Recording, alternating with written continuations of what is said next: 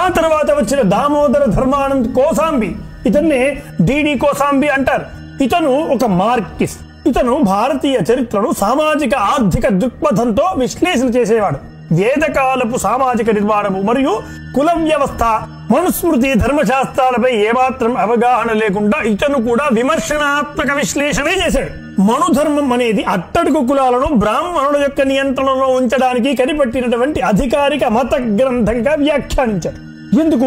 ఎందుకంటే అతని దృష్టిలో కూడా వేదాలు, మన ధర్మశాస్త్రాలు ఇవన్నీ కూడా ఆర్థిక ఉల్లంఘన చేసే సాధనాలుగా చూసేవాడు. ఏదైతే మిషనరీ వ్యవస్థాపకుడైనటువంటి అతను వ్యాప్తింపజేసినటువంటి అపకల్పనలు ఉన్నాయో వాటిని తీసుకొని ఇతను కూడా వక్రీకరణను బలపరిచాడు. ఓకే, ఇతను కూడా బలపరిచాడు అన్న విషయం చెప్తా ఉన్నాడు. మిషనరీ రాసిన దాన్నే మక్కి ఈయన కూడా కాపీ కొట్టాడు అన్న విషయం చెప్తున్నాడు. ఇంకా మార్కిస్ట్ అని చెప్తున్నాడు ఈయనని.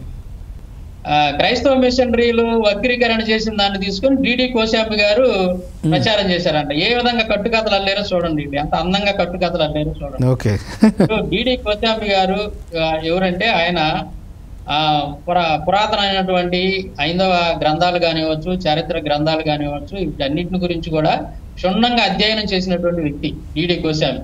ఓకే, ఆయన గ్రంథ పరిజ్ఞానం చాలా ఉంది. ఆయన ఏదైతే ఆ మనుస్మృతిలో రాసి ఉందో లేదా హిందూ గ్రంథాల్లో రాసి ఉన్నాయో ఆ విషయాలని ఆయన ఉటంకించాడు తప్ప ఆయన ఎక్కడా కూడా ఆ లేని ఏది కూడా ఆయన చెప్పలేదు, ఆయన రాయలేదు అనమాట ఆయన గ్రంథాల్లో డిడి కోశాంబి గారు. ఆయన 1907లోనో ఏమో అనుకుంటా, ఆయన డేట్ ఆఫ్ బర్త్ 1907 ఆ ప్రాంతంలో. వాళ్ళ నాన్నగారు యాక్చువల్ గా ఆయన కూడా మంచి ఒక గ్రంథకర్త, చరిత్ర అన్వేషకుడు అనమాట. గ్రంథాలు బాగా చదువుతూ ఉన్నాడు వాళ్ళ నాన్నగారు.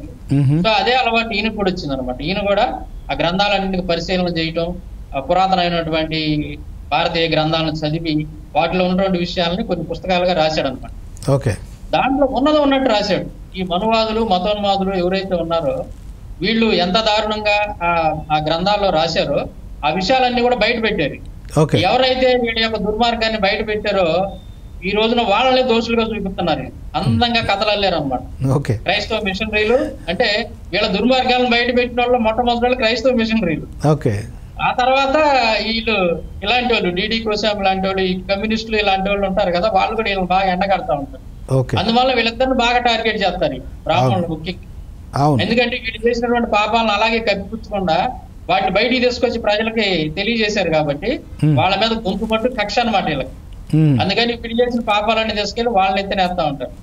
కానీ డిడి కోశాంబి గారు ఉన్నది ఉన్నట్టు వాళ్ళ గ్రంథాల్లో ఏవన్నీ అవే రాశాడు తప్ప లేని విషయాలు ఏవి కూడా రాయలేదు ఒకటి కూడా. సో ఈయన చెప్పేది అబద్ధం అని చెప్పి మనకు క్లియర్ గా అర్థం అవుతా ఉంది. ఒకవేళ ఏదైనా రాసి ఉంటే ఈయన ఏం చేయాలంటే డిడి కోశాంబి గారి పుస్తకాలు తీసుకొని ఇదిగో ఇక్కడ ఈ కోశాంబి గారు మా మత గ్రంథాల్లో లేని విషయాన్ని ఈ విధంగా ఇక్కడ రాశాడు అని చెప్పి ఆయన పాయింట్ అవుట్ చేసి చూపించాలి మనం. ఈయన చెప్పేది కనుక నిజమే కనుకైతే అదే పని చేసిండు. కానీ ఇతను చెప్పేది అబద్ధం కాబట్టి ఆ పని చేయలే ఆయన. ఎందుకంటే కోశాంబి గారు ఎక్కడా కూడా వీళ్ళ గ్రంథాలను వక్రీకరించలేదు, ఎక్కడా కూడా తప్పు రాయలేదు. ఆయన ఉన్నది ఉన్నట్టే రాశాడు. వీళ్ళ గ్రంథాలు ఉన్నదే రిఫరెన్స్లు ఇచ్చి రాశాడు చక్కగా. కానీ ఈ చందు శర్మ గారే మరి అబద్ధాలు చెప్తున్నాడు వాళ్ళ గురించి.